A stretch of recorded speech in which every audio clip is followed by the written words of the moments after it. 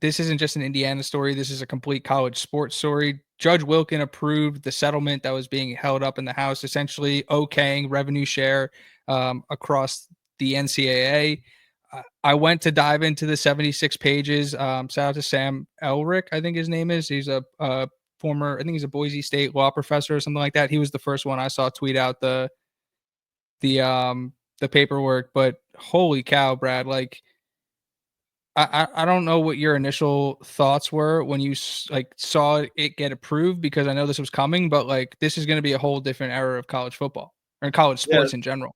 So, you mentioned revenue sharing. I think the biggest thing from this is the idea of that there's going to be, pay for play directly from the school now. I think it's about a $20.5 million cap directly from the school. That's a huge game changer. We knew this type of change was going to happen eventually. And to already be at 20.5 mil salary cap is eyebrow raising for sure. It's definitely, allows the school to maintain their rosters. It's definitely going to help every Power 4 school 100%. They're I don't know how to say it, chomping at the bit about this new rule. This is definitely going to be a big separator from the big dogs and the little dogs. Like who's actually going to invest in this sport or not. It also still keeps the door open for NIL. Well, I think there's two separate entities now. NIL deals are still always going to be on the table. And, and now the school can, in addition to not just fundraising through an NIL collective, just pay directly up to 20.5 million across all sports, where they're saying about 90% of that is going to go to football and basketball naturally. And if you've been following this pod, you already know that through NIL, Indiana has at least 30 million allocated to both their football and basketball rosters. So an extra 20 million is huge for the school. Well, here's the thing. It's the other major thing that came out of the decision was that Deloitte's going to be responsible for essentially green lighting any NIL deal above $600 worth of value. And then you have to start presenting those deals. I think the date was June 7th, but the portal opened the Monday before. But like there was a Bruce Feldman, or no, this was a Justin Williams article from the other day about what that's going to be. And the quote was from somebody saying, "There's no enforcing this. Fair market value, ? Fuck Deloitte. This is going to get even crazier." Yeah. So I mean, like that was kind of my hesitation as I went to go dive into the pages and read the decision instead of waiting for people to come out. And the conclusion I came to was like, by the time I finish reading this thing, like the rules are going to change. Every single line of this decision is going to be challenged. Like the revenue share, you're already seeing like the NCAA talk about problems with international athletes and what it's going to do for international visas. And it's like you're seeing schools like Ohio State already brought their collective in-house. So now the collective is a part of the university. They're talking about supercharging the fundraising they've already had to now like just push it right into NIL. The House decision was the first domino to fall, and it had to fall because you needed to know whether or not you were going to have rev share and what those roster caps could be. That's something Sig was alluding to when he talked about how many guys they could recruit in the class of 2026. But we're a long way from this being a final product. Like it's like this just started. Yeah, it's a work in progress. It's just another domino to fall that was eventually going to happen. And like I said, just a wait and see game, but just only more good news for Indiana. I think another effect that we're starting to see is I'm hearing a lot of schools going into private equity. Penn State, UCLA, God knows they need it. They've been operating in the red for the past 10 years. That's where I was going next. Like this private equity thing like you said, it's only going to get crazier. I mean, when you think PE, I mean, just look at what the Dodgers did.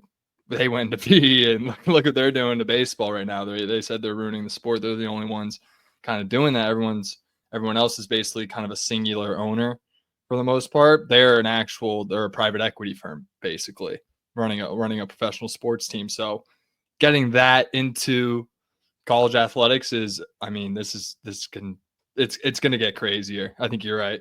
It's going to get 100%. Like if people think that this is going to make things more, what do you call it, regulated?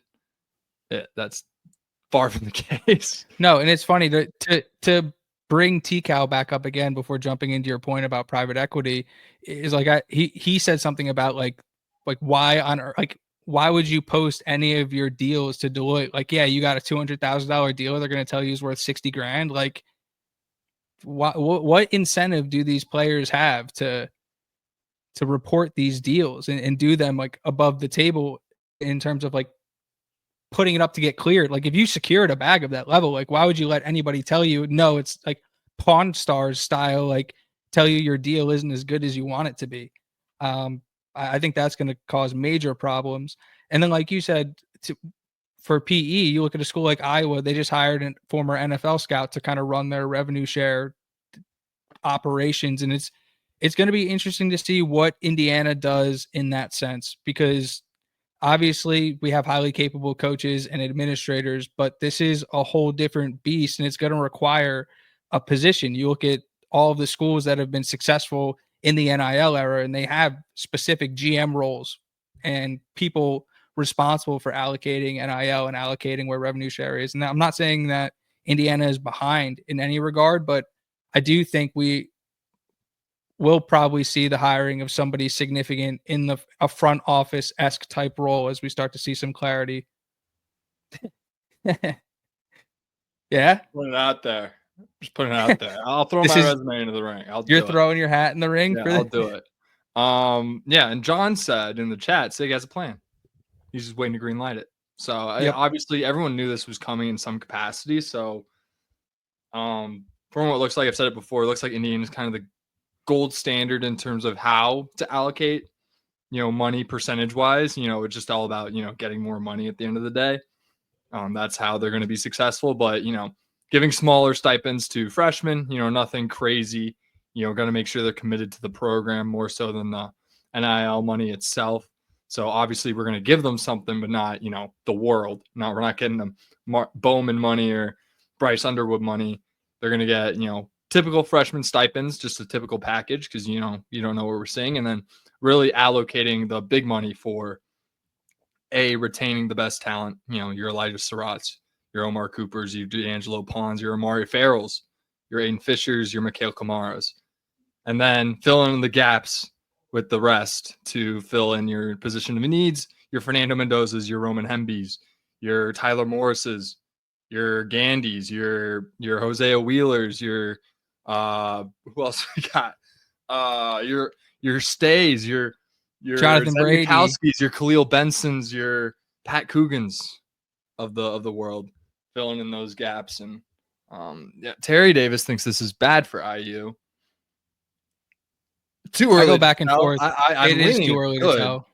It's too early to tell, but I'm leaning good just because I know how much money the university has and how they're planning on investing heavily in football. It's the opposite though. It's the opposite because the salary cap means essentially that everyone, quote unquote, what it should mean is everybody spends the same amount max. So if you give everybody a level playing field, it then falls on the coaching staff. So then it's like, we think Indiana kicks the shit out of every other staff in the country. So if anything, that part makes it good for Indiana. Now, if you're not regulating the back end NIL and it's just a fire hose, like we'll see. But like Brad said, it's way too early. I actually want to get to what NSPR 8 said in the chat. Well, I'm gonna backpack that a little bit. Like you said, like if we were spending everyone's paying the same amount of money, Indiana is in the favor there because our coaching staff's so good. Now, the reality is I don't think everyone's going to be paying the same amount of money. Let's just put that out there. There's just no way that that's actually going to be regulated. I mean, we were talking, cash in McDonald's bags, money under the table, money being delivered by Georgia to Fred Taylor's house. That was happening for decades, and that's still happen. Think about who, like, you're talking about this whatever to mid 2010s SEC. We've talked about ad nauseum that the guy leading the charge for taking Alabama to this place where everyone now knows them of was Kurt Signetti for the recruiting. So it's like, this is a guy who has a very good grasp of how to play by whatever rules. So I would be nervous if that guy wasn't driving the ship, but that guy's driving the ship. Like this era of SEC football we talk about with under the money or under the table payments and all, like, Chris Cignetti was, if we want to like just say it, like he was at Alabama during that time. So if you want to say they were paying people under the table, you're saying Cignetti was. You get what I'm saying. So it's like I don't I think we're in really good hands. The other